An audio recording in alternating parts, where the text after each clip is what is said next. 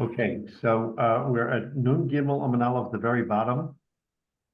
We're going to continue the sugya and the underlying, the main underlying issue that we're dealing with is the difference between matirin and mechilin. In other words, the difference between whether something is davar sheish matirin, something that's permissible or can be made permissible, versus nullification. And essentially, what we're saying in the Gemara is that the position is that you can't nullify. Now, the Chizkiah says that you should be able to be matir on a coin. Therefore, nullification, bittul, is not valid because the premise is that you can't be mevatel that which you can be matir.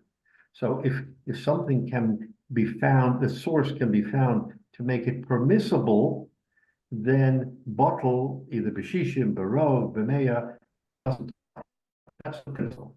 And that's what we are now trying to figure out. And the Gemara in the last few weeks, we've gone back and forth multiple times whether or not something can be matir and therefore you can't be moichel, or a bit mevatel, or whether the Gemara says no, that matirin doesn't help and therefore bittul does help. So they're sort of inverse. If you have one, you don't have the other. Okay, so that's the setting where we are. And now the Gemara, and the Gemara goes back and forth on this question of whether we're mevatel or whether we're matir. That's the sort of the overarching theme of our discussion. So on the bottom of Nun Gimel Amin Aleph, and by the way, just as an aside, because I spent a good bit of time during the week looking again and even thinking through and discussing the question that I raised last week when we talked about the Gemara went back and forth on several occasions as to whether or not you can be matir something on a coin or two coins, pruta, two prutas, or an iser. And in each case, the Gemara said, but wait a minute, you can't be mitzdaref deraisa and derabanan. And so what was puzzling in our discussion, I said, okay, if deraisa derabanan is the real reason why you can't be mitzdaref, then what is the real chilik between whether or not you put the less than shava pruta on one coin, one pruta, or on two prutas, or even on an iser, which is a larger coin? If the rice and rabbanan can't mesh, what difference does it make the size of the coin? And I've looked elsewhere, and I think from everything we can tell, it just isn't clear why there's a havamina here. Just not clear to me. Obviously, there's an answer, but I've scoured and I've looked, and I will continue to, but I don't, we left it hanging, and so we're going to go weiter, but I will still try to find out, see what source there is. There's nothing that I saw in the Rishonim or anywhere else, but that's really the question, is when you go to a larger coin and you want to say that the larger coin will absorb the less than shava pruta, and therefore it's matirin and not mevatlin, that remains the question, is if you're going to knock it off by saying, but you can't be mitzdaref and deraisa derabanan, you're still left with that problem. Okay, so I want to put that aside. But is there any psychological difference between working with a larger coin or the smaller coin? Yeah. Does a larger coin have a different effect on people, or how they view it? No, I get that, but if the counter argument is that you cannot combine a deraisa and a derabanan, no matter what the size of the coin is, you can't do it. You can't bring a deraisa and a derabanan together and say, well, midaraisa, if you have masa sheni midaraisa, masa sheni miderabanan, we'll put the two together, and therefore you can put them on one coin. But the answer is you can't put them on one coin because a deraisa and derabanan never mesh. So it doesn't matter the size of the coin; they don't mesh. And if they don't mesh, what's the point? Now, what's interesting, the way we left the Gemara last week, is we said that by iser, it seems that by iser there may be a valid reason to allow them to incorporate into one, except the Gemara says if we do that, then someone will mistake and think you can put it on two prutas. In other words, two prutas you can't do. But an Isser, maybe you can do. But if you do an Isser, someone will say, oh, I can do on two prutas also. So it's a slippery slope. But so that departs from the question of Deraisa D'Rabbanan and goes to the physical aspect of the coins.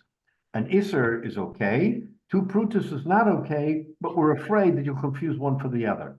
So this whole question is really, it's confounding. It's confounding. So in any event, I just want to say that we still haven't solved it. We're not giving up, but that was the way we left it last week. Now the Gemara picks up 3 lines from the bottom, and we're going to requote the Brisa. The Brisa further up on the page, about a little before halfway, where the Brisa says, Masa Sheni Bottle Baruba, Masa Sheni is Bottle Baruba, right? Ube'eza Masa Sheni Amar, but Masa Sheni B'Shava Pruta. And what kind of masa are we talking about when we say it's Bottle Baro? It's when it's not worth the Shava Pruta, there's no other way to redeem it, because you can't redeem it, therefore it's bottle. The second half of that Brisa says, Ushenichsas the Mishalayim B'Yatza. And also, we're talking about Masa Sheni, that you entered Yerushalayim and left, entered and left, which is very cryptic. And Rashi said on that, Lekamen Meforish, that we'll explain later on, the Lesle Takanta, Lo Bachila, Lo Bachilo. So now we're going to tackle that question in the Brisa. So 3 lines from the bottom. If it enters Yerushalayim, in other words, the Masa Sheni that here's the scenario: you redeem Masa Sheni in Chutz La'aretz, or somewhere far, or, not even Chutz La'aretz, but far away from Yerushalayim. You brought the money into Yerushalayim, and you redeemed it. Let's say you redeemed it, or you have the original food, either way, and you come into Yerushalayim and you go right back out. So therefore, okay, if you do that, then you can make it bottle baro.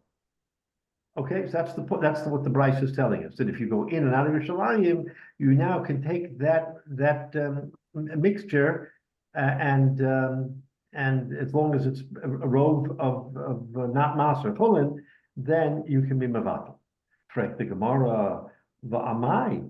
Why should you be able to be mevatel if you went in Yerushalayim and out? Lahad v'nale. Let him go back to Yerushalayim. If he has this Masa Sheni and he comes into Yerushalayim, and before he does anything, before he eats anything, he goes right out, the Maisa makes a statement that under that condition, you can now be mechalel the Masa Sheni. All you did is go in Yerushalayim and out.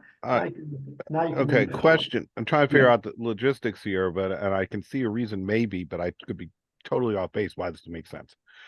Till you get to Yerushalayim, you've got to keep either that food or the money redeemed for the food separate, because you can't use it outside Yerushalayim. Correct. But let's say you go into Yerushalayim, and either you're bringing the money, but it's not enough for, but let's say you're bringing the money, but it's not for everything. It pays for your meat, but not for your bread, or for a main course and not for your dessert, whatever.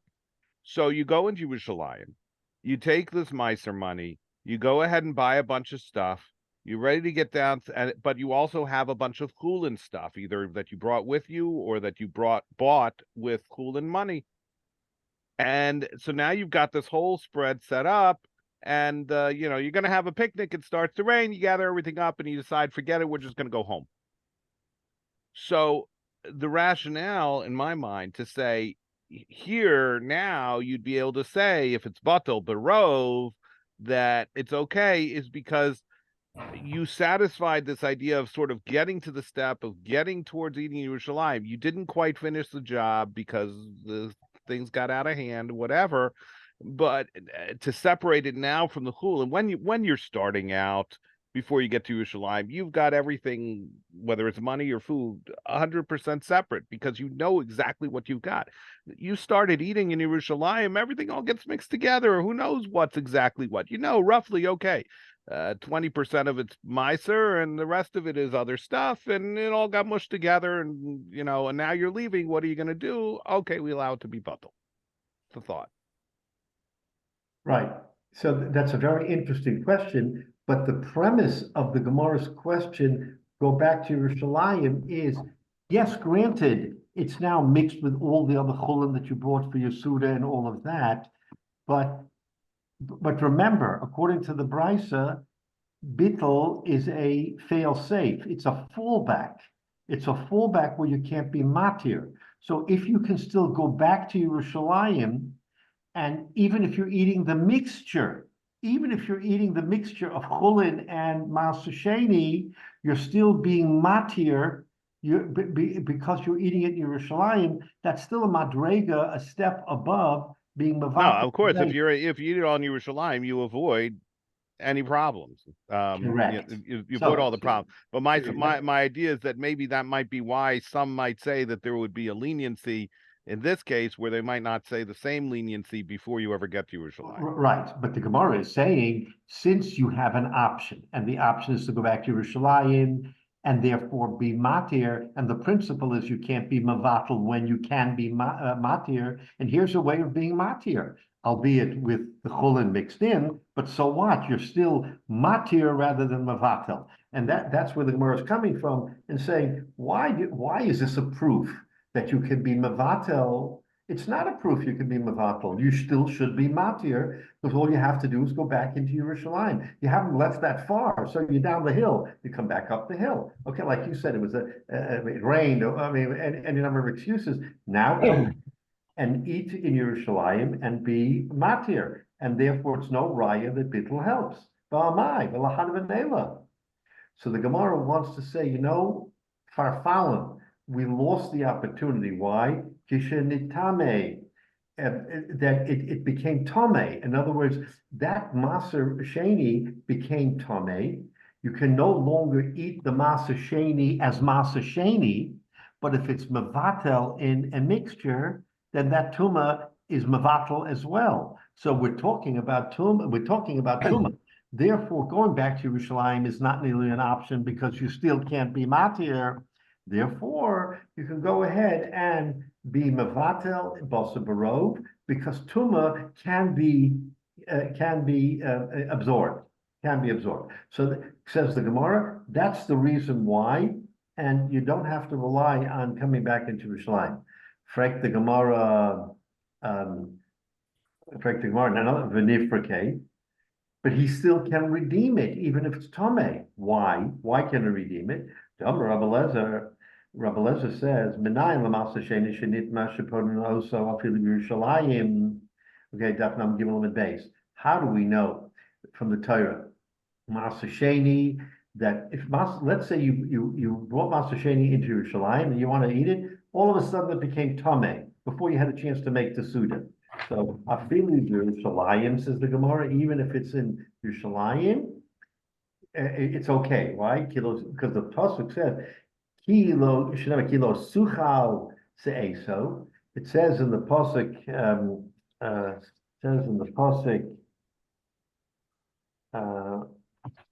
that I think this is what Devarim. Hold on. Rashi says Devarim. So we say in the pasuk Devarim, "Kilo suchal se'eso." What does that mean? That if you come to Yerushalayim and you want to redeem it in Yerushalayim, and you're not able to redeem it, doesn't say why, that you're not able to redeem it, ve'ein se'es ela achila, and we darshan that se'es, right, means, se'es comes from naso, from carrying, but it means achila, that you're not able to eat it, right, shenemar v'yisa masas me'es bonov. Okay, because it says he took the masa, which means food, eating, from before him. So why are you telling me that, okay, we have to be mevatel because it's tameh? You don't have to be mevatel. You can still bring it to Yerushalayim and you can be matir it. So we're back to square one. If you can be matir it, so then you can't come on to bittul. So what's the pshat when, even in the Brisa, when it says the bottle barov? Why is it bottle barov? You shouldn't be mevatel, because remember, redeeming is always the higher calling. It's always the better way to go. If you can't, because we said it's Tomei, okay, fine. But we see that even Tuma, even if something is Tomei, you can still be Matirit. So then why not go? Then we should go with Matirit. With Matirit, not Mavatal. Okay, so Rashi says on the bottom, but he still should be at Yerushalayim. So again, we're talking about when there is a Shava Pruta, so there isn't the Shava Pruta problem. We have to clarify that if it's not a Shava Pruta, then he wouldn't be able to redeem it. So Rashi has to point out that we're talking about where it is a Shava Pruta and he can redeem it. So now the Rashi on Daf Nom Gimel and days that we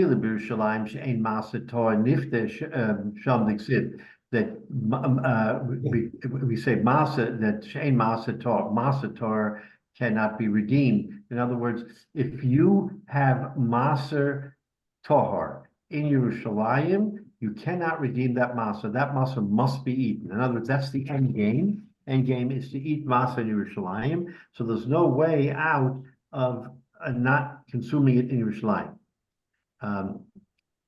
Because it says if you're far away from Yerushalayim, right?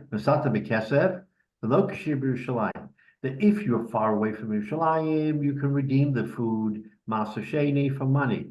But below Kishev Yerushalayim. But once you're in Yerushalayim, then you can no longer redeem. Then you have to eat the food. So if you have to eat the food, and even if it's Tameh, then you can be paid. So the kasha then is that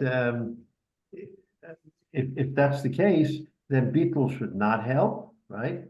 But as Rabbi Lessa says, you can be paid because you have no bravery, you have no choice, so you can redeem the food. So now we're back. Excuse me, Rabbi.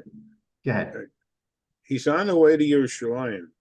He has already converted the Masasheni from his field into money. Into money, right. So what is he doing carrying more Masasheni that was not redeemed? No, he's not. They were talking about he's redeemed the money in Yerushalayim, and now he has Masasheni food in Yerushalayim, which he redeemed for the money. He didn't bring more Masasheni in. He only brought money in. He brought money in. He redeemed it. Right. And then it's normal. Yeah, but that now what happens if that masa is metame? Oh. The new masa. The new masa. Sheni now becomes tame. What do you do with it? Right? You can't eat it. You can't eat it, right. Right? Okay. So so we see here again, we're back to square one, that you should redeem and not be levatel. So now the Gemara now has to go off and reinterpret again, we're trying to find an end game. We're trying to have an understanding. So now the Gemara says that doesn't work. Now, let's try something else. So what is the Brisa talking about? B'lokuach b'kesef masa sheni. In other words, he then took the Masa Sheni money that you say, Jay, that he redeemed in Chutz La'aretz, or outside Yerushalayim, and with that he bought food in Yerushalayim, which is now going to make a Suda for Masa Sheni, right? And we're saying that you can't be mevatel that. That food can never be bottled baro because it's echt Masa Sheni. So you have to find a way to be materit, okay? So if you find a way to be materit, then so that's our situation. Therefore, it's a raya that you only can be mater and not mevatel. Correct the Gemara, Lakuach, Bekesef, Masa Sheni, Masa Nami Lifrike. What are you telling me that you can't redeem, that you can't be mevatel it, right? So let him go ahead and redeem it. The Tanan, because we learned in the Mishnah, Lakuach Bekesef Masa Sheni, if someone came to Yerushalayim and purchased the with the money that he redeemed, he purchased Masa Sheni, Shenitma, and this is a Beferish Mishnah.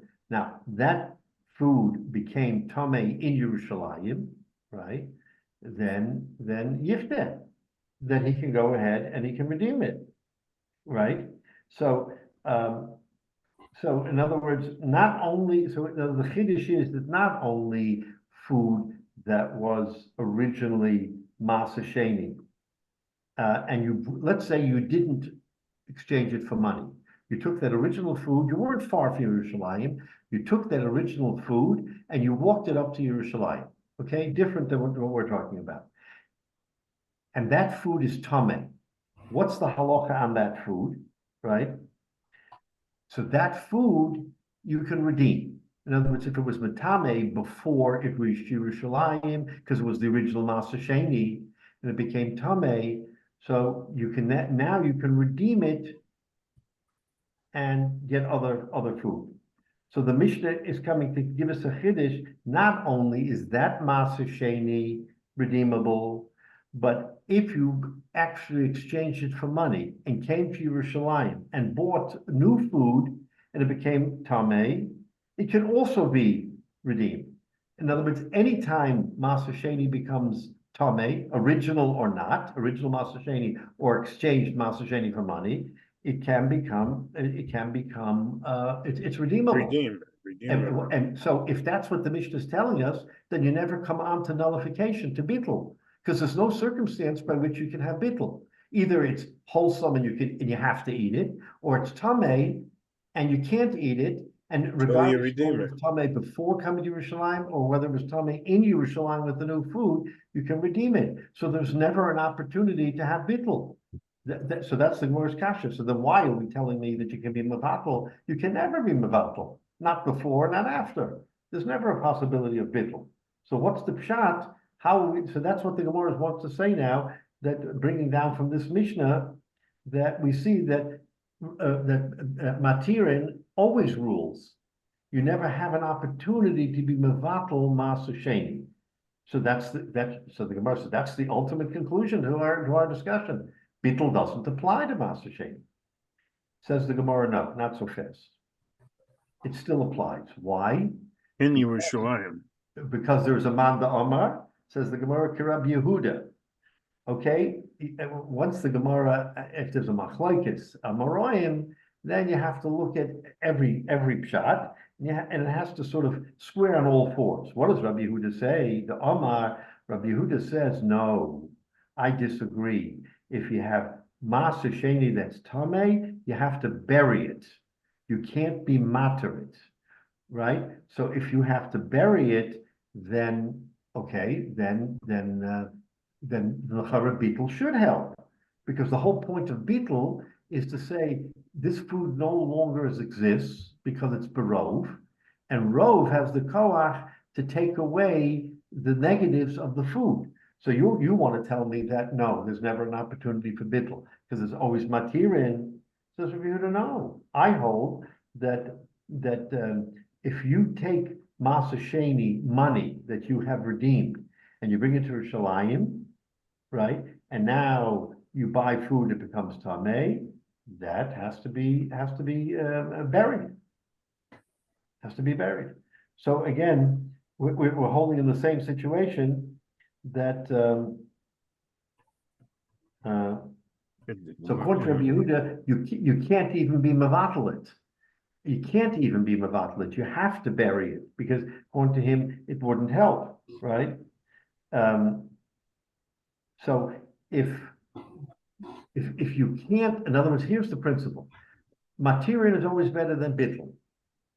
But according to Rabbi Yehuda, where you can't be matir and you can't be mevatel, then you can't say conclusively that matirin is the only thing you can do. In other words, he wants to conclude that even though in this case with tameh, you have to bury it, you can't be mevatel it, but still you can't say conclusively that you can never be mevatel. That's Rabbi Yehuda's pshat, that bittul should help, but it can't help here because of tumah. But bittul can also help in other circumstances. So according to Rabbi Yehuda, he doesn't agree that matirin is the only way to go. And remember, we're trying to figure out, can you ever be mevatel because you have to be matir? According to Rabbi Yehuda, since in this case you have to bury, but in any other case, bittul would help. So therefore, according to Rabbi Yehuda, bittul does help. So you can't say conclusively that you always have to be mevater. It's kind of a backhanded way of saying it because we're not saying that bittul helps here. Rabbi Yehuda says bittul doesn't help here because it's tameh. But there are circumstances where bittul helps. Therefore, matirin doesn't rule the day. You can't say that matirin is the only way to go because there is another way, and that's called bittul. So that's okay. Let's look at Rashi. So this is a very interesting way of coming to that conclusion.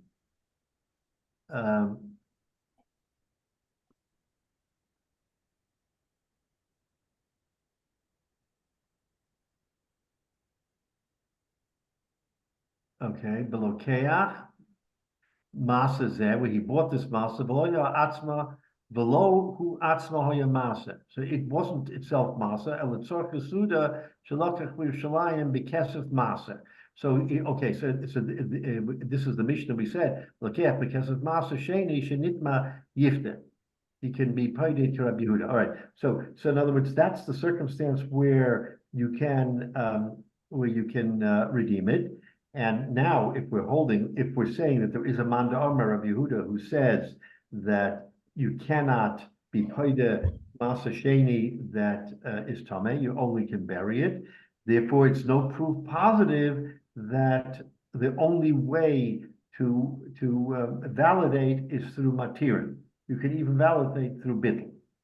Correct the Gemara, Rabbi Yehuda, if you have a havamina. That Rabbi Yehuda is a Manda Omer who you can rely on because he says that what? You have to bury it. My iri yotza. Now let's ask a question on the actual language of the Brisa. What does the Brisa say? The Brisa says over there, what does the Brisa say? Okay. The Shadif of Yerushalayim b'yotza. Okay, so in the Brisa it says not only where it was less than Shavakruta, but a circumstance where he went into Yerushalayim and he left. Correct the Gemara, if according to Rabbi Yehuda, the only thing you can do is bury, Ma'ir Yatza. Why does that Brisa say that he went into Yerushalayim and he left? Afilu Yatza Nami. And even if he didn't leave Yerushalayim, he stayed in Yerushalayim, that food is now possible. You can't do anything with it. You have to bury it. So according to Rabbi Yehuda, who says that you can't even use it, why does the Brisa have to add the words that he went to Yerushalayim and he left? He stayed in Yerushalayim. What do you do with the food? You have to bury it. Why? Because it became tameh. So, in other words, the language of the Brisa becomes problematic according to Rabbi Yehuda because it's superfluous. The Gemara did not have to tell us that he left. Because even if you stayed in Yerushalayim, if you don't hold like Rabbi Yehuda and you say there is a way of being mevatel or being matir, okay, now is a problem because if he's in Yerushalayim, one of those two will apply. Therefore, that Brisa says the yotza and he left, and once he left, and it's real masa sheni, you can't eat it. You can't eat masa sheni outside of Yerushalayim. But if you're going to tell me that there's no eating going on here, because Rabbi Yehuda says no matter what, you can't eat, you have to bury, then why does the Brisa say the yotza, that he left? So that's a good question. Okay. You got a lot of questions here. I'm trying to follow. Right. No, it becomes a little bit convoluted. So let's look at circular. Rashi says my yotza, nami dekama denofel. Oh no, okay, that's the later Rashi. So at this point in time, we're trying to determine whether or not you can be mevatel in a place where you can be paided. The answer is no. The question is, if you can't be paided, can you be mevatel? So Rabbi Yehuda wanted to pose a circumstance where you can't be paided and you can't be mevatel because he holds that Masa Sheni, and he's a Yochid. Others disagree. But according to Rabbi Yehuda, who you have to reckon with, is Rabbi Yehuda. And he says that Masa Sheni Shinatame, you have to bury. And if you have to bury it, then the whole question of whether you can redeem or mevatel is moot. But it's moot to the point where we can't say conclusively that the only way to do it is redemption. You can still do bittul. In other words, you have to extrapolate that since Rabbi Yehuda says neither, then either is possible. In other words, just because he says neither doesn't mean only one, meaning pigeon. It could be paida, or you can be mechala, bittul. So in that case, so we're left with that question. That's the Gemara's kasha. So now the Gemara says no. Okay, so we reached a conclusion here that we basically can't put our arms around. So because we have no definitive answer. The Gemara wants to find a definitive answer, doesn't want to leave it hanging. Says the Gemara, no. Forget about the Tomei aspect. Forget about the fact that it was Tomei. Because the question then becomes, if it's Tomei, why does the Brisa use the word Nichnas Yerushalayim v'yotza? The yotza is superfluous. Says the Gemara La'olam B'tor, forget about it. We're talking about a regular case of Maser Sheni, where Maser Sheni was Tahor. Okay, now Umay Yotza. What does it mean that he went into Yerushalayim and he left? So listen to this. Okay, so this is a circumstance, says the Gemara, the nafal mechitzas. Okay, so so if he left, and then the first question that we asked is, why doesn't he come back to Yerushalayim? That question is still intact. Why does it say if he left, let him go, and therefore can't let him go back into Yerushalayim and eat it? If that food is still viable, then, and he came to Yerushalayim to eat, and he left, we don't know why he left, but he left, let him go back to Yerushalayim and eat it. That was the original question. Emfret the Gemara, a very interesting answer. It's hypothetical in nature, but it's giving us to understand the problem. What happened? The nafal mechitzas, the walls of Yerushalayim fell. Now, of course, they didn't fall, but this is, now we're going to try to understand what the Gemara is trying to tell us. That he came into Yerushalayim, he didn't go out. He didn't leave Yerushalayim. It says Yotza. Yotza doesn't mean he left Yerushalayim, it means Yerushalayim left him. What's pshat? It says that you have to come to Yerushalayim to eat the Maser Sheni. What happens if Yerushalayim isn't Yerushalayim? The whole cheshivas of Yerushalayim was an arechoma, right? You came to the Beis Hamikdash, arechoma. What happens if the walls of Yerushalayim fell? And there's no longer a Yerushalayim with the kedusha of eating Maser Sheni. That's pshat yotza. It left. The kedusha left, not he left. Why would the kedusha left? Because a wall came down? That's what the Gemara's Havamina here is, right? In other words, the whole point of eating in Yerushalayim is because by definition, Yerushalayim has the kedusha, and the kedusha is because it's an orechoma and it has a visamik.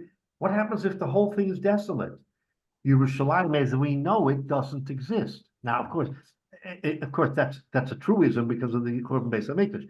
But the Gemara is not talking about that right now. The Gemara is talking about if you go to Yerushalayim and you go with the intent of eating it, because Yerushalayim is the place to go, and now you went to Yerushalayim b'yotza, and there's no Yerushalayim. So what's the whole point of having being poda Maser Sheni in Chutz La'aretz or Chutz Yerushalayim to come to Yerushalayim where there is no Yerushalayim? That's what we have to think about. That's what the Gemara wants to force upon us and saying, no, the yotza doesn't mean, it's untenable to say yotza that he left, because if he left, he comes back. So therefore the Gemara has to abandon that. But the Gemara wants to say, okay, he never left, but Yerushalayim left him. The nafal mechitzas.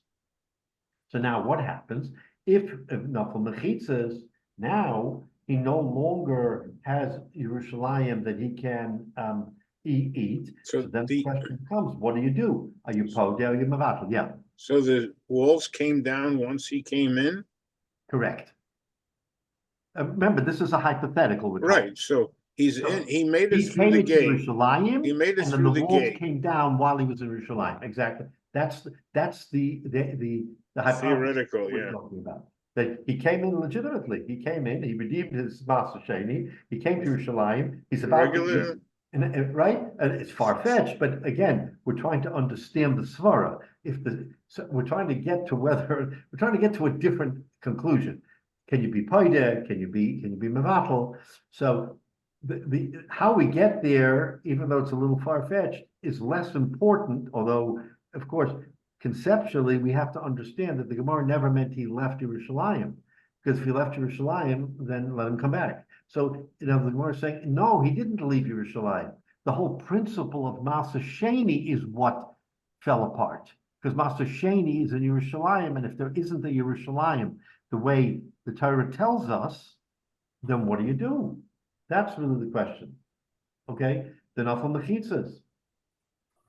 So there's something missing in the definition, because once you get into Yerushalayim, he completed the job. Even if the walls fell down after that, he did the mitzvah. He brought the money to Yerushalayim. Now he buys food. The normal situation, why would it change if after he gets through the gate, the wall fell down? Because there's a kedusha or special status to the miser. Okay, so that's a good question. The redeemed miser. Well, from his viewpoint, he did everything according to the Torah. Right, but the Torah says. But he has to use the stuff in Yerushalayim. Now he has the stuff. He traded the money in. He got stuff, and now what does he do with it? Right. So let's take a quick look at the pasuk in Devarim, and let's draw our conclusion. Because the pasuk says in Parshas Re'eh, what does it say? Parshas Re'eh. Okay. Ki im lifnei Hashem Elokecha tochlanu b'mokom asher yivcha Hashem Elokecha bo. Okay, it's giving us very specifically. Ata bincha bitecha Avraham Levi asher b'sherecha v'samachta lifnei Hashem Elokecha b'chol mishlach yodecha.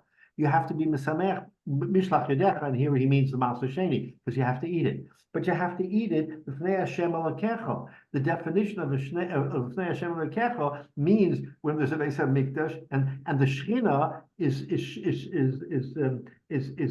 in Klal Yisrael. But if the chomes, when he means chomes, he means the structure of the Beis Hamikdash. He says when the chomes of Yerushalayim fall and there is no lifnei Hashem Elokecha, what do? Then you can't eat it. And since you already converted it to Maser Sheni, you can't unconvert it. In other words, you're left in a dilemma here, because on the one hand, you can't eat it because it's supposed to be in Yerushalayim, right? But so on the other hand, why doesn't the whole process just go away?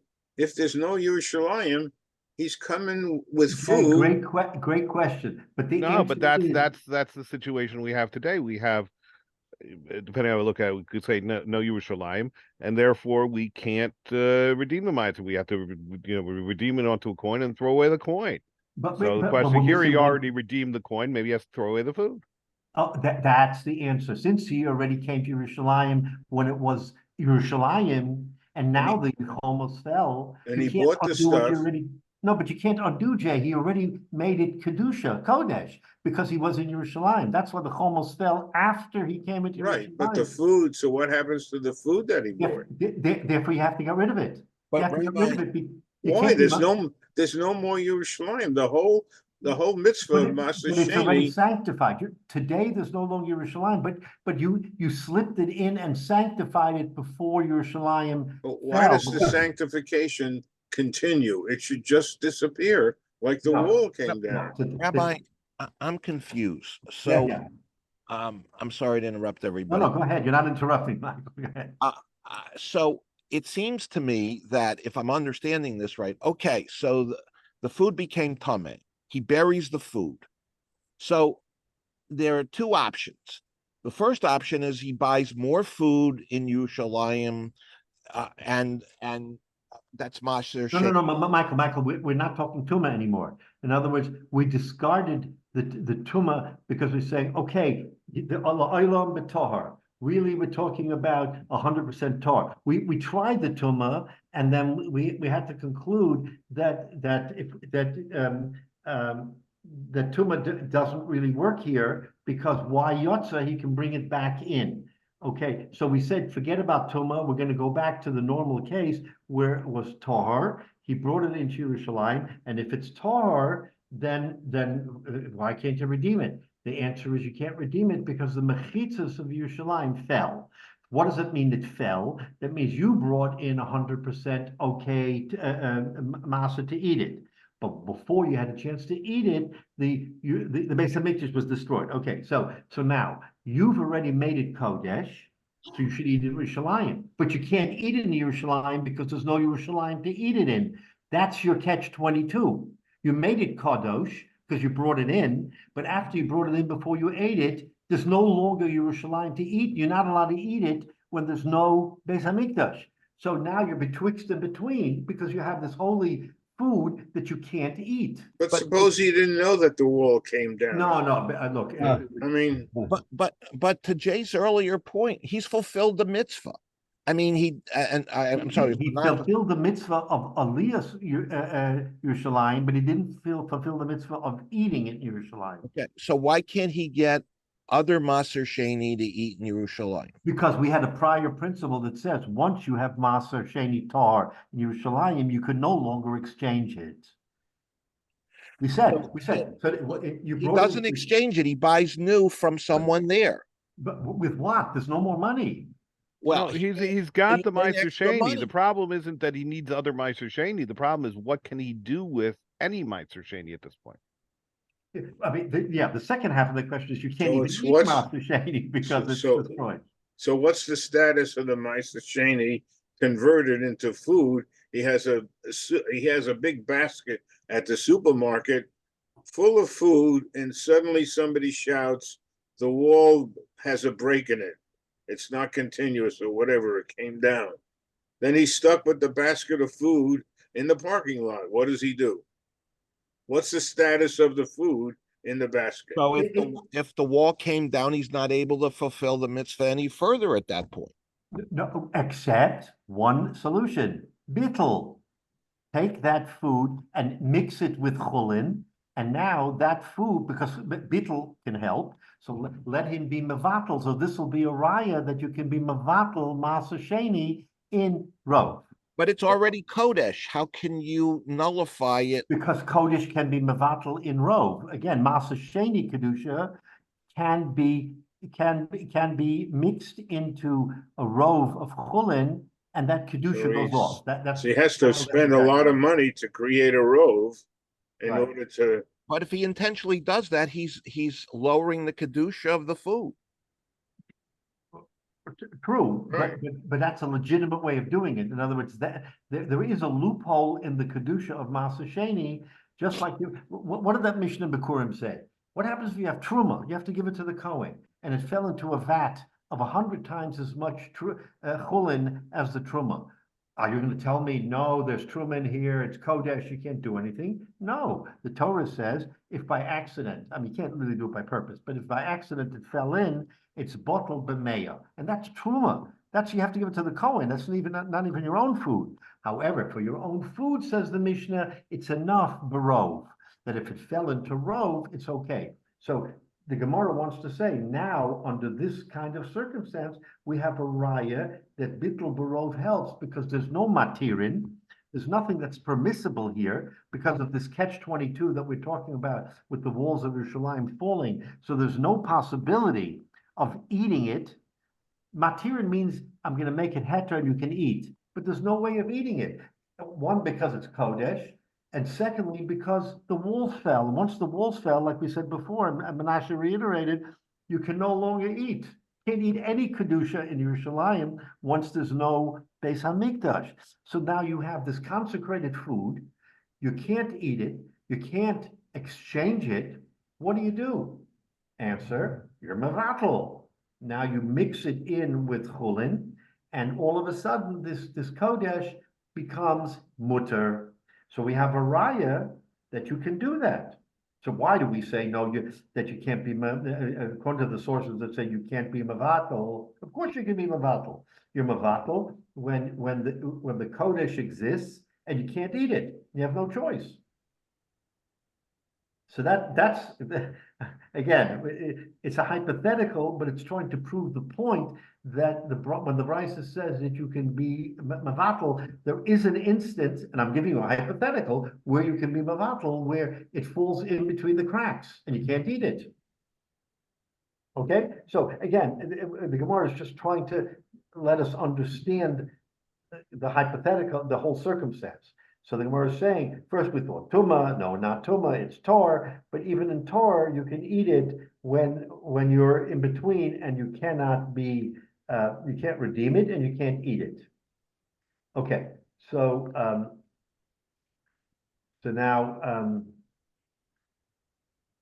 okay, so let's go a little bit weiter. So now the nafel mechitzas, that the mechitzas frel. So now we found a proof that you can be mevatel. Frek the Gemara, V'omar Rava. Rava says, and now listen, mechitza lechol deoraisa. That what is when we talk about the walls of Yerushalayim, meaning the Beis Hamikdash, that so eating masa sheni under that circumstance is a Torah directed a mitzvah. That midoraisa, if you have masa sheni and you come to Yerushalayim and you have a Beis Hamikdash, all of those things fall together. Then you have to eat it. That's midoraisa. But mechitzas liklo d'Rabbanan, right? But the whole idea of the mechitzas of the walls of Yerushalayim, that once it enters into Yerushalayim, it cannot be redeemed. That's a rabbinic. That's midrabanan. Midoraisa, you have to come and you have to eat masa sheni. What happens if, for whatever reason, you now want to redeem that masa sheni that you brought into Yerushalayim, right? It came into Yerushalayim, now you have to eat it. No, what happens if, as in this case, the mechitza fell? Is it doraisa or not? The answer is it's still masa sheni, but only masa sheni midrabanan. Remember, before we had a machlokes whether or not something is doraisa drabanan, masa sheni doraisa drabanan. Says Rava, I'm going to give you an example of masa sheni of doraisa. So he downgraded it to a drabanan because of the walls. Yeah, because the walls fell, it's still masa sheni. You can't take away its definition of masa sheni, but it's only rabbinic masa sheni because there's no mechitzas, there's no walls. That's Rava Shita.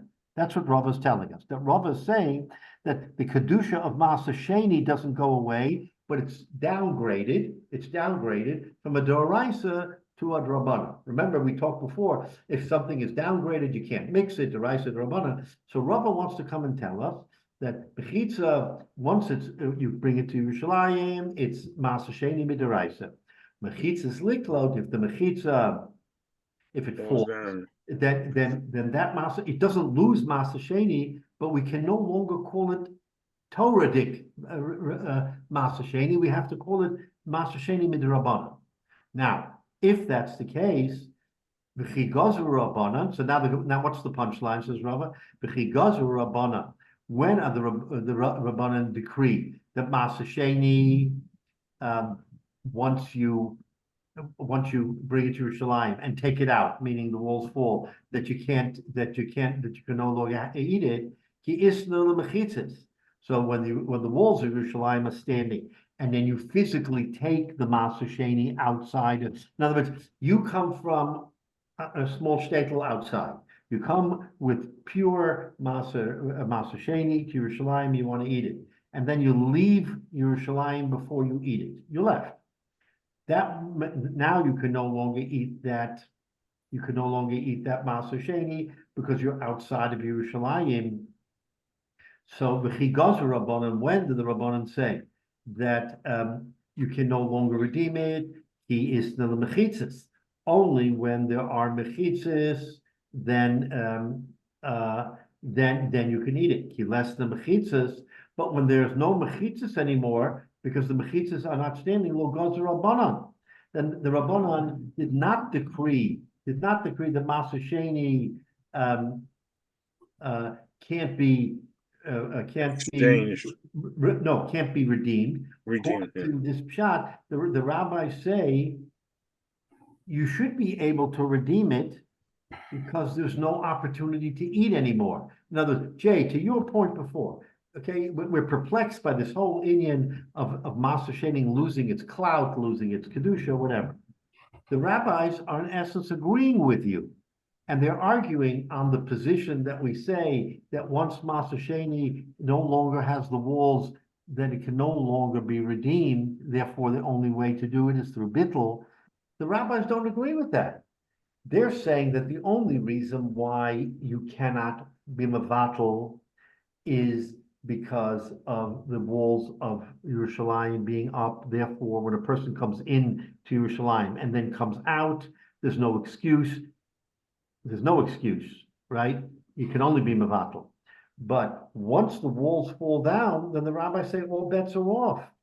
Lo gozer rabbanan. Then the rabbis weren't geyser and say that you have to redeem it. Now there's no longer redemption possible, so I can be mevatel, right? So they're eliminating the whole mitzvah of Master Sheni. They're arguing on the point, the principle.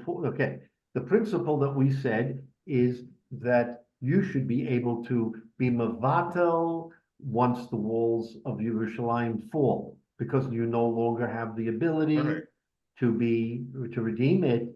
According to the rabbis, the whole principle of redemption is totally only on whether the walls of Yerushalayim are standing.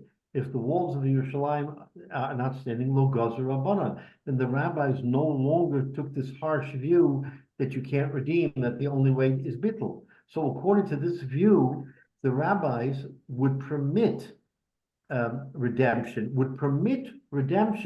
where the walls of Yerushalayim fall, unlike the position we said before, where we said that once the walls fall and there's no option, then hold on, I have the thunder here. In other words, the whole principle of whether or not you can be mevatel or not falls away, say the rabbis, once the walls of Yerushalayim come down. So we have two views. One, a very strict view that when the walls of Yerushalayim came down and you were already in Yerushalayim and made it holy, then it no longer is holy, therefore you can't redeem it, therefore you can be mevatel. Why? Because bittul is the only way that you can eat it. Otherwise you can't eat it because it's kedusha. According to the Rabbanan, it's the other way around. That, in other words, the kedusha of Maser Sheni, once it's in Yerushalayim, is 100%. So if it's 100%, then the only thing you can do is then you can't do anything. But once the kedusha falls off, then it's only midrabanan, and therefore midrabanan not goes there that you can't redeem. Once it's midrabanan, you can already redeem, because the kedusha of Yerushalayim fell off. Therefore, you no longer can eat it. So now you can redeem it. So the Rabbanan say we can go one step below because we've lost the opportunity to eat it. Therefore, go ahead and redeem it, and therefore it'll be permissible. So the Gemara still slugs up the view that now we wanted to say, oh, there's a way to be mevatel, and by bittul you can go ahead and eat it. Says the Gemara, no, according to Rava,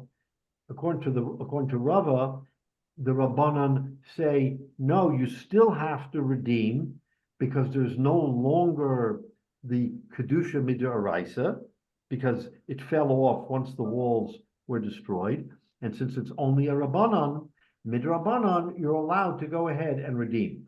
So this is the machlokes here. This is now the machlokes as to whether or not you are allowed to redeem once the kedusha mid'oraisa falls off, and you're only dealing with kedushas Maser Sheni midrabanan. One view says that the redemption falls off and you can be mevatel, and the Rabbanan say no, the redemption doesn't fall off, because you can still redeem even though it's only midrabanan. So that's now the machlokes. I know it's very, very complicated. But Rabbi, what is a religious farmer in Israel today supposed to do with 10% of his crop? Okay, so today with Masa Sheni, since there's no Beis Hamikdash, then basically what people redeem it, and then they can give tzedakah. I mean, there's no longer an inyan of coming to Yerushalayim and eating in Yerushalayim. There's still the inyan of Masa Sheni. So again, some people give it to the aniyim. I mean, you could do different things with it and still utilize it in a proper fashion. But the whole inyan of oila regel to eat Masa Sheni doesn't really apply. So you give tzedakah basically. You give it to aniyim, you redeem it. But there is the whole inyan of Masa. Because remember, even midrabanan, even according to Rabbanan and everybody else, this only applies when there was a havamina of eating Masa Sheni, and then you lost the havamina. There was a Beis Hamikdash, now the Beis Hamikdash fell, and therefore you can't. There was kedusha, but there's no Beis Hamikdash. But if there was never kedusha, because now we're living in a time when there's no Beis Hamikdash, then it's a suspended principle. Just like some principles of in Eretz Yisrael still apply. Of course, Shemitah and all these other things apply, and we give truma. I mean, you still want to give these things, even though to some extent it's limited because there's no Beis Hamikdash. But to the extent that we can still fulfill the mitzvahs, Masa Sheni you can't fulfill because there's no Yerushalayim to eat it. So you have to do the best you can and give it to the aniyim or give it to tzedakah. Thank you. Right. So let's take a look at Rashi.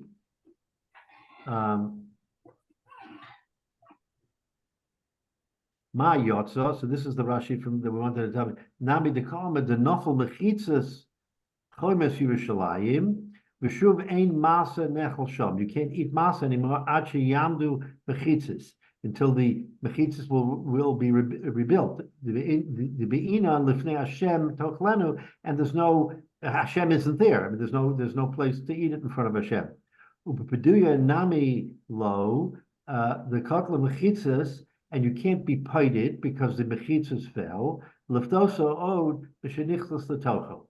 Okay, so that's the catch-22 is that you can't redeem it because there's no mechitzas. Therefore, the Gemara said, okay, but you still have bittul. You still have bittul, and that's a good shot. Except the Amar Rabbah and the Masechtas Makos, mechitza lechol deraisa, mechitza liklo derabanan, says Rashi. Mechitza shenemra b'Torah lo hiskara le'echol b'tocha. But it says mechitza, it is for the purpose of eating the Masa Sheni within Yerushalayim. Ukush amru, and when we say b'mishnah mechitzas koltos, that they fell. In other words, they got absorbed. Also mechitzas koltos also meliftos od im yatzad rabbananu. Then now you can no longer eat, so it's only midrabanan, and we see that midrabanan, the rabbanan were not geyser that you can't eat, and therefore it can be redeemed. In other words, according to the rabbis, Masa Sheni that you have in Yerushalayim, where the mechitzas of Yerushalayim fell, you can be poded. You can redeem it. Because it's only Masa Sheni midrabanan, okay? And Masa Sheni midrabanan, we're not going to say you can't eat, okay? Only midoraisa you can't eat. So therefore you can't come on to bittul. The whole point is that we don't have the fallback. The lowest common denominator is bittul. And if you're allowed to eat Masa Sheni midrabanan, then bittul, you don't come on to bittul because you can redeem it. The only reason why you couldn't redeem it is because there was no Beis Hamikdash and Masa Sheni is midoraisa. But if Masa Sheni is midrabanan, now you can redeem it, and there's no, you're not violating any kedusha because it's only rabbinic Masa Sheni. So you see that there is a chilek between what we call really Masa Sheni, which is Min HaTorah, and the Masa Sheni that the rabbis imposed when there's no Beis Hamikdash. You should still go through sort of the motions of Masa Sheni. So to your point, David, I guess those who, but it's not mandated, I don't believe, but those who still want to eat Masa Sheni, midrabanan, can take their food to Yerushalayim. They're not over anything because it's not real Masa Sheni. So it's okay, it's consecrated to the extent that you have an obligation of tithing, and you go through the motions that midrabanan. Okay, the Rebbe Shalom will tell you if you get schar or not. We're not going to say whether you get schar or not from Masa Sheni, but the fact is that the rabbis have that heter and saying that it can be eaten, and therefore it can be redeemed, and you are not mevatel. So that's really the emphasis is on whether or not you can be mevatel or not. So now there's one more little point that we want to make, and that is, says the Gemara, okay, so lo plug rabbanan, bein isnul mechitzas, being less than the mechitzas. So this is the sort of the exclamation point on the whole discussion with regard to Rabbanan. The Rabbanan did not make a difference between eating Masa Sheni when the walls were standing and when the walls were came down, meaning there was no Beis HaMikdash.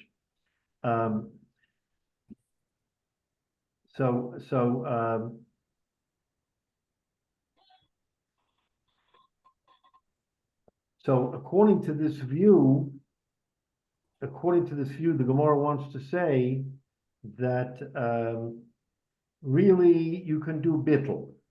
Okay, the Gemara wants to leave us with this.